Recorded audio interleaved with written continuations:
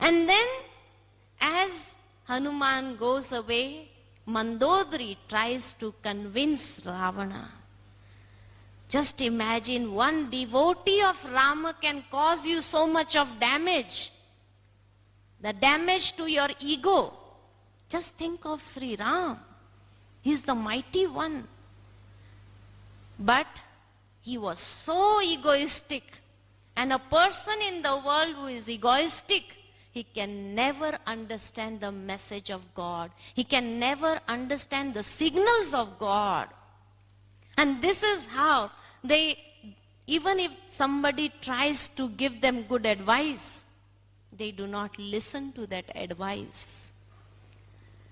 And this is how he does not listen to Mandodari also, a person of good character, but is not able to listen because of his egoistic nature. Vibhishan tries to give him the advice, but he is so egoistic, and he says, I will have a bloodshed only. And nobody can avoid this. And he kicks Vibhishana also. Vibhishana is also another devotee.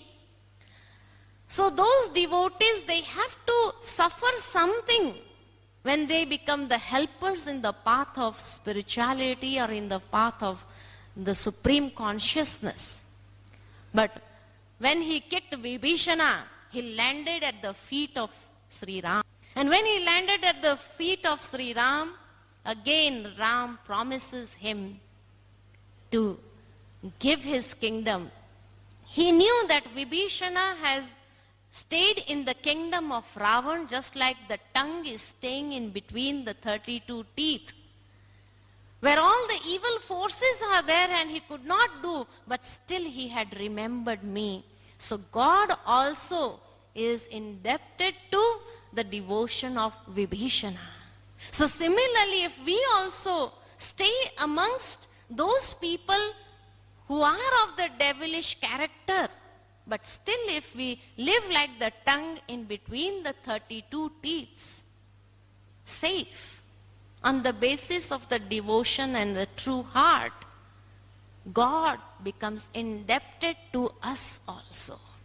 And he promises us, and this is how, on the basis of the wisdom and renunciation, with those powers, he tries to protect him in every way. And he grants him the promises. After that, he sends Angad as a messenger to Ravan, finally caution him whether he wants to return Sita or not. But he insults Angada, does not give him a seat, and he created his own seat. In today's world also, people will not give you the seat of self-respect because they do not have respect. But you will have to create your own self-respect and be seated on this seat of self-respect.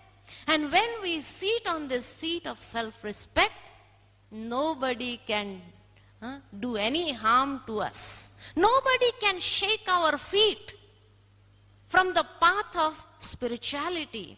That is why it is said, when Angad put his feet, when he put his leg and he challenged Ravan, if you are so mighty, just move my feet from here and I will tell Ram also to surrender against you.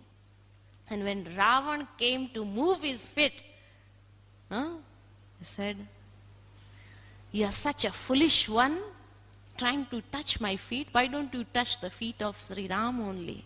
So those who are egoistic, they hardly realize what they are doing. They degrade so much to such a level that they are ready to catch the feet or support of such souls instead of going into the canopy of the Supreme Being. So Angada was the one who had self-respect. So although Ravan tried to tell him so many stories, he had killed your father, he had done this to you, he has done injustice to, how can you give him support? But he never came under the influence of the egoistic nature. So ego and self-respect cannot go together. Either a person is sitting on the seat of ego, either he is sitting on the seat of self-respect. So it is up to us which seat we want to adopt in our life, whether we want to sit, create our own self-respect and sit on that seat, or whether we want to sit on the throne of ego, which makes us the slave. He was ready to fall at his feet and touch his feet. This shows the slave, how he is ready to become the slave of anything. So let us not become the slave, but create our self-respect and seat on the seat of self-respect. This is the self-respect God gives us. Who you are. Know thyself. Realize thyself. And when He gives us this realization, we are able to elevate ourselves. And that seat is higher than the throne of ego. It is higher. And we are sitting on a high seat. And this is how, when he goes back with the message of Ravan that he is not ready to give you Sita ji, so he asks for the way from the ocean. He pulls out his arrow to get the road to Lanka, and that is when it is said, the gods and goddesses arrive from the ocean and advise him, "Oh Rama, why don't you worship Shiva? Because he is all powerful.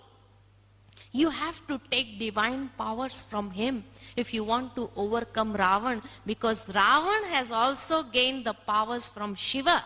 So first you will have to match yourself. Then only you can overcome him." So after receiving this wisdom from the gods and goddesses, it is said that soul also realizes.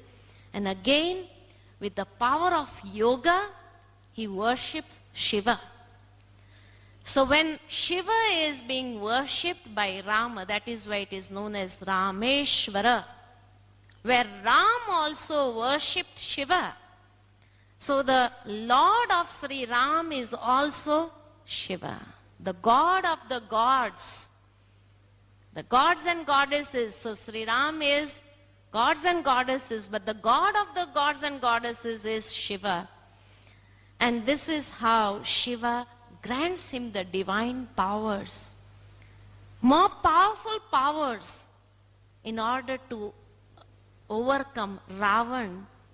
So until and unless in the end we also have to come to Shiva only, then only will be granted with those powers, so that we are able to overcome those negative forces, negative elements from the society also, and again become the helpers of the Supreme Being in establishing the golden aged world and liberating all the Sitas from the cage of Ravan, from the Ashok Vatika, so that we take them back into that kingdom of heaven, that is Ram Rajya. And this is how God establishes Ram Rajya. So it is a story of the three Rams, the story of Atma Ram, the story of the Supreme Ram, and the story of the son of Dashrath. And with these words I end here. Thank you very much. Om Shanti.